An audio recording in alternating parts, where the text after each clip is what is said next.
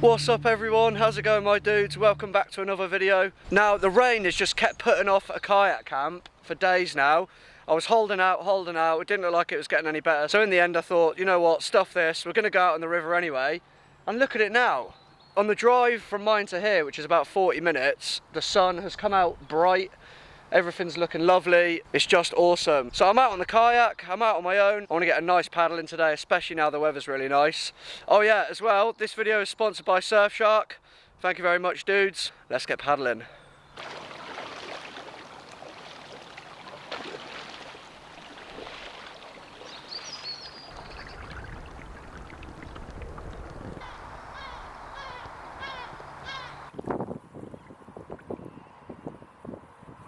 Little bit of a strong headwind today.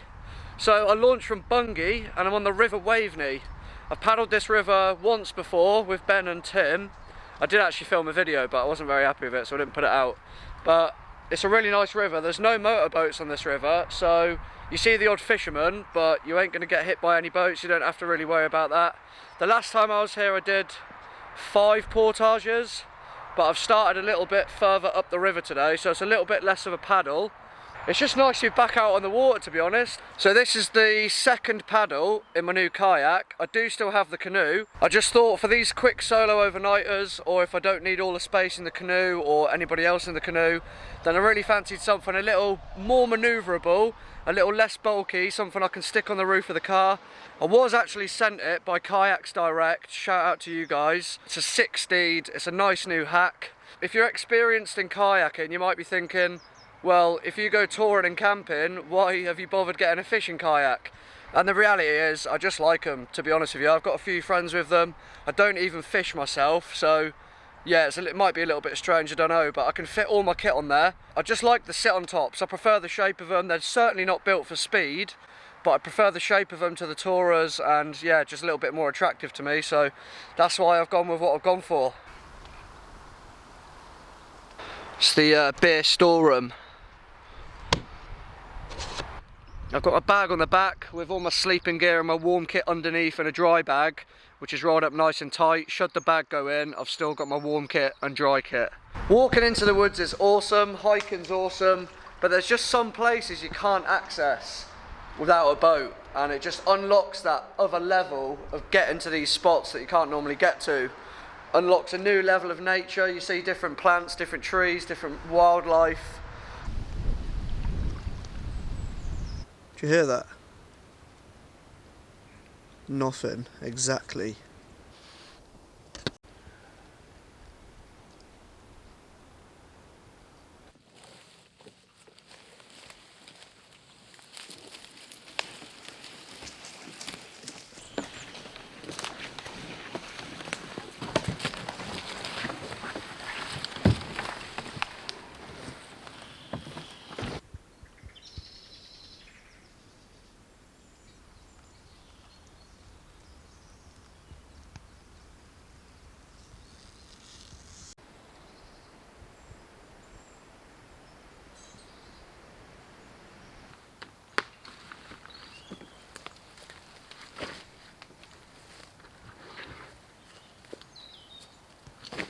Right, I've made it to the spot, but I've got to keep my voice down because there's a fisherman about 50 metres that way and another one literally about 30-40 metres over there. He's already seen me and he saw me get the boat up. I'm just going to keep my voice down just to respect him because he is out fishing. I don't want to just be going like this all day at the camera, so I'll keep my voice down for now. But look how much wild garlic there is around here. There was about a mile stretch where I could not stop paddling. As soon as I stopped, I was going backwards, so I had to just keep it up. So it wasn't worth getting that momentum going to stop and take shots, so I promise I'll get some nice shots for you on the way back tomorrow when we're going downstream, and it'll just be coasting the whole way. But I'm going to go get my ridge line set up, get my tarp set up, just so that's done, squared away, out the way for later on today. Get myself comfy, and then crack into a beer. I do have to talk about the sponsor of the video, so come with me now on a journey through time and space to the world of the mighty Bush. Getting a video sponsor from time to time enables me to upgrade my camera gear and pay for their multi-day trips that I like to do. So big thank you to Surfshark VPN for sponsoring this video. Now what is a VPN, I hear you ask? VPN stands for Virtual Private Network, which keeps your online identity safe by encrypting all the information sent from your device to the internet. This keeps your personal data safe from cyber criminals, big companies, and even the government. So if you use public Wi-Fi networks in bus stations, train stations, airports, restaurants, this will keep you safe from being hacked. So you can basically fool the internet by making it believe that you're somewhere else in the world. And what's really cool about it is, if you use streaming services like Netflix or Amazon, there are a lot of programs that you can't watch in certain countries. If you like traveling, then you still get access to all the programs that you normally watch back home. Or if you want to use it at home, you can select a server from a different country which will remove the censorship, and you get access to all the programs that you wouldn't normally be able to get. This is really good if you're booking a holiday or flights or train tickets, because in different countries you can often find a much better deal. Well, in a couple of days I'm actually flying to Portugal, so this video will be uploaded on a public Wi-Fi network. They've given me a code, EastAnglian, which will get you 83% off and then 3 months free. It's also downstairs in the description box.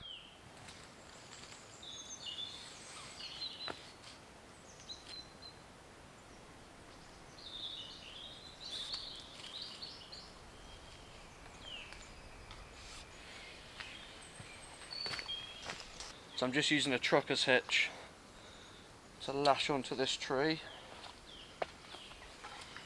but I go around the loop twice just because it makes your tension a bit better. I go out camping pretty much every week, and today has been the first day that it's really felt like the first day of spring. And I haven't been out on the river in a while, so to see all this scarlet come up out of nowhere after last time I was here and there was just no greenery at all, so yep, definitely starting to feel like spring now.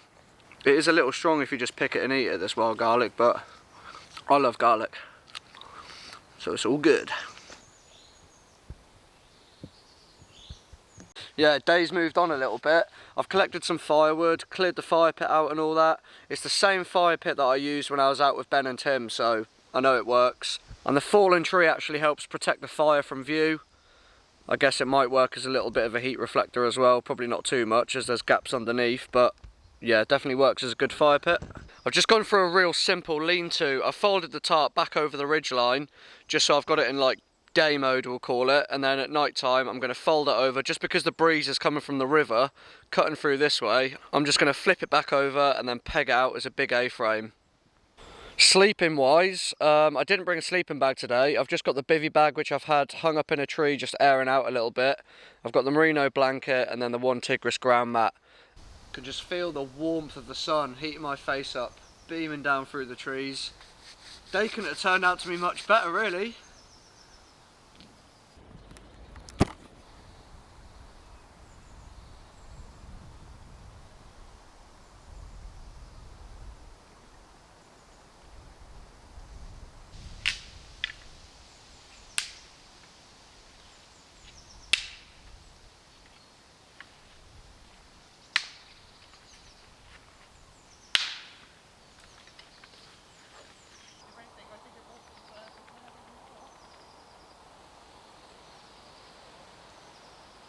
I'm just going to wait for the last few people to walk past on that track on the other side of the river there, and then I'm going to get this fire going because the wind started to pick up, the temperature's dropped a little bit, and I'm getting hungry to be honest. I've got some nice chicken and chorizo pasta to cook up with a little like tomato and basil sauce, bit of coronation chicken for later.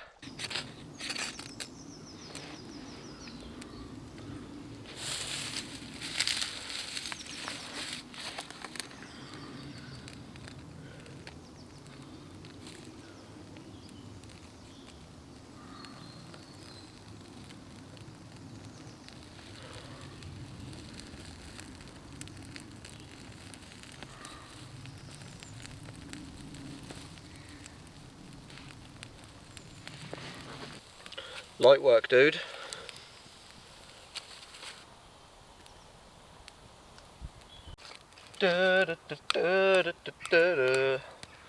Oh, feeling the warmth coming off the fire already. That's a game changer. Definitely been like spring today, but still getting cold in the evenings. My plan's just to wool blanket it all summer. As soon as we properly get into spring, this is the trial run really, because I'd like to just use the blanket all summer. Welcome to the boudoir. I've got the tarp up in night mode just because it started raining a little bit then, so I dragged loads of the firewood back under the tarp. That's going to be my emergency stash in case the rain does come down. We've always got a dry stack. I'm going to name this one the Disrupted A-frame. Like, that's really bugging me at the end there, the way that dead tree is there and it's not straight, and I'm just super keen for like tight tarps. But yeah, looking pretty cool. Gonna keep me nice and dry and warm tonight, so all is well. And actually, with the wind blowing that way, it's actually letting some of the heat under the tarp under there, so it's actually worked out pretty well. I'm gonna boil up 2 eggs just as a little snack and then have my dinner later on. I like to heat my eggs up with the water. Don't know how you guys do it, but I just think it stops the shell cracking so easy that way. Then when it starts boiling, leave them for about 7 or 8 minutes on a campfire and you're pretty good to go. Depends how I like them though, doesn't it really? I don't like, well, it's not that I don't like, if I'm having a snack I prefer not to have dippy eggs. I like them cooked through. I can't believe we're talking about how to cook boiled eggs. Oh, of course it's raining. You can just about see the flames under the tarp there. So I can actually keep an eye on the fire from here, which is pretty good.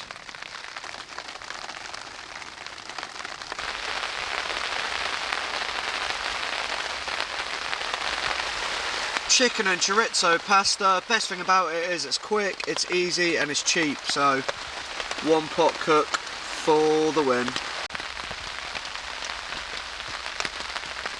That's dinner smashed. It was pasta. Pasta's pasta, innit? I have made the executive decision to not bother with the fire now. Because the rain's coming down and I've already eaten, I've decided it's pretty pointless just running it for the sake of it. All it's doing is potentially giving away where I am. Plus, I'm more than happy just sitting here under the tarp. I love a nice big A-frame. It just gives you loads of room, and I'm not sleeping with the way it's set up. I'm sleeping opposite, so my feet still don't stick out the end, or my head. So the 3x3 is such a good size. It's so versatile. So yeah, I'm pretty happy under here. I'm actually going to polish my boots because I ran out of boot polish the other day and I swung via the shop earlier to get my food. Picked a tin up and they're looking pretty sorry for themselves, so I'm going to slap some of that on there for a bit.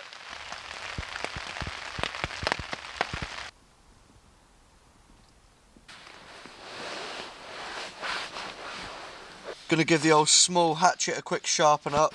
I've got a little ceramic stone on one side with a diamond file on the other. I'm going to dress this up and get a bit of a nicer edge on it.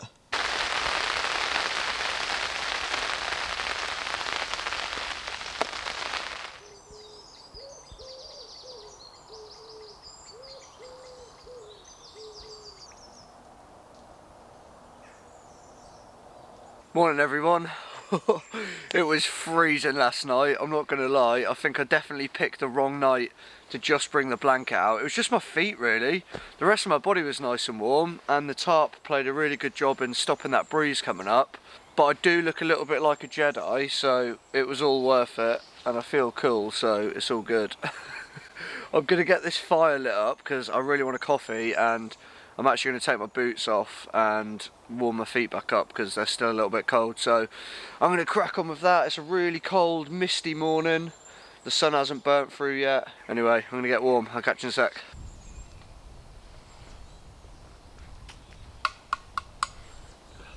I do enjoy like packing really light and really having to think about what you're going to do with food, like the one pot cooks, and just making everything work, do you know what I mean? Alright, the wool blanket, I might have peaked a little early with just bringing that, when considering I had no fire. If it wasn't raining, and I kept that fire going, I probably would have been sweet most of the night, because the heat would have just kept coming up. But hey, we live and learn, and to be honest, I don't think the bivvy bag and the blanket combo is probably a good idea, because it just gets all twisted and you can't like find where the blanket is and that, and it is quite an enclosed space. Still buzzing, I'm glad to be here. The water's looking tempting. I'm stoked to get back out on the boat again this morning. So it's going to be a good day.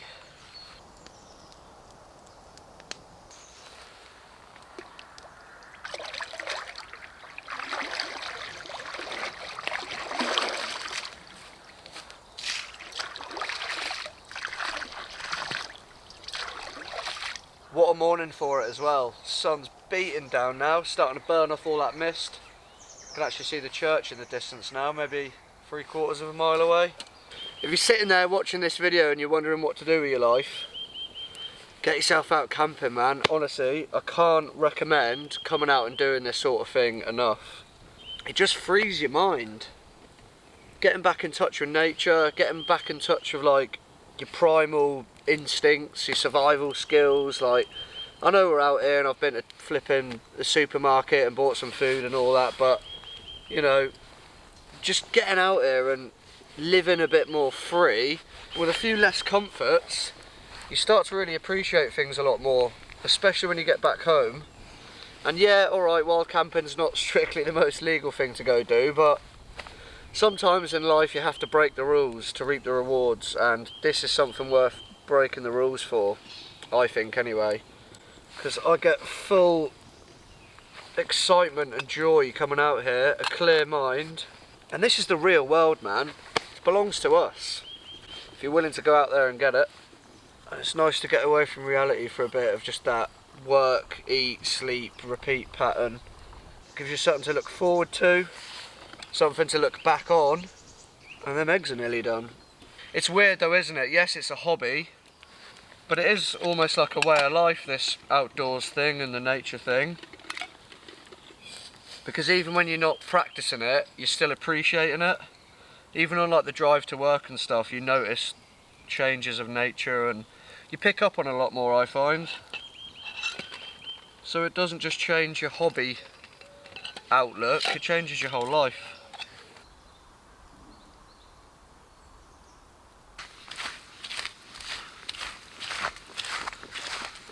I scattered all the bigger stuff across the forest after dipping the branches in the river.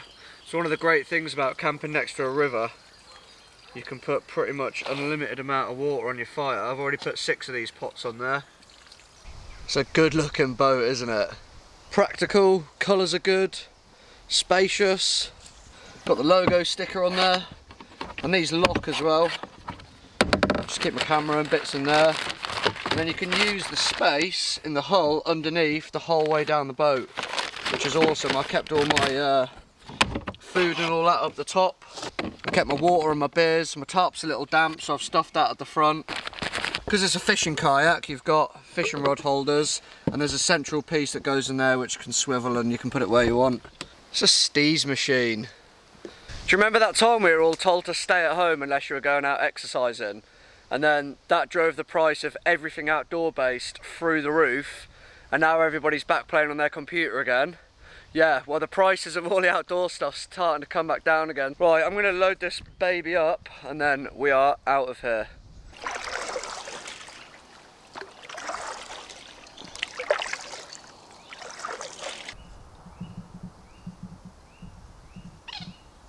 I always look forward to the paddle back to the car more than the paddle to camp, just because we always head upriver just so it's nicer to paddle back the next day. And it's such a calm, still day today, but the current's just slowly drifting me along. I'm not having to put much work in at all, just keep myself steered.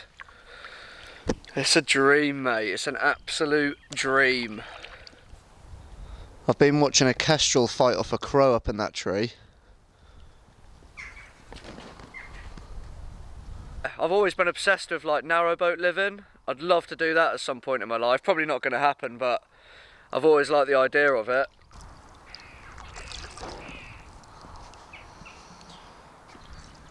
Oh, there's a rope swing up here. We're going to have to stop. And someone screwed a load of planks of wood into the tree to make a big ladder, so you know we're going to have to climb that. Naughty, naughty. Someone's been down here camping. Bad fire admin. Come on, mate, sort it out. This could go terribly wrong, tell you what. Let me take my phone out of my pocket and my car key. Because if this branch snaps, I am getting drenched. We know what happened last time when I was down in Cornwall. Oh! Yeah, buddy. Right, I'm going to climb the ladder. I'm not going to go up the swing though, but I do want to climb the ladder.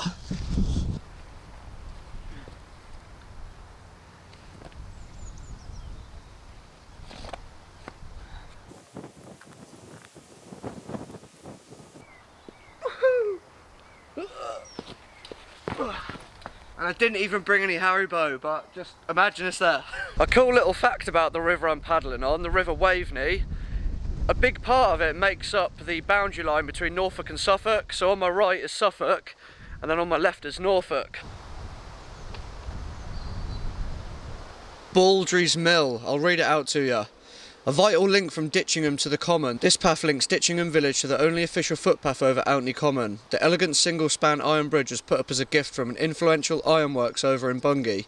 On the Norfolk side of the river, the path joins up with the Anglesway long-distance path. The Waveney is generally not a fast-flowing river. It's got a very gentle slope, and on this stretch, in the 25 miles between Hoxton and Beccles, it falls only 20 metres, yet the river has powered at least 17 watermills along its length.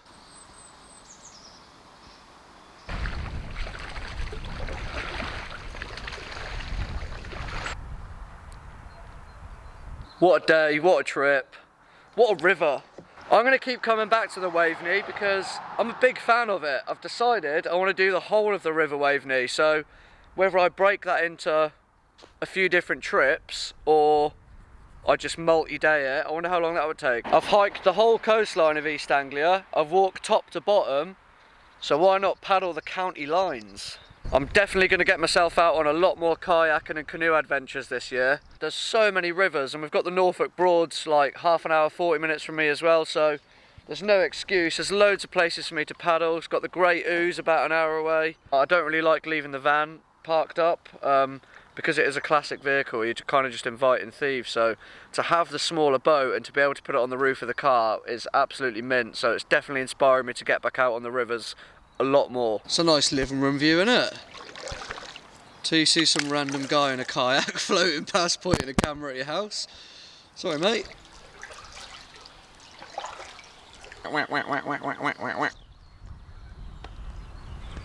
Back to Bungay Sluice, where the car is waiting.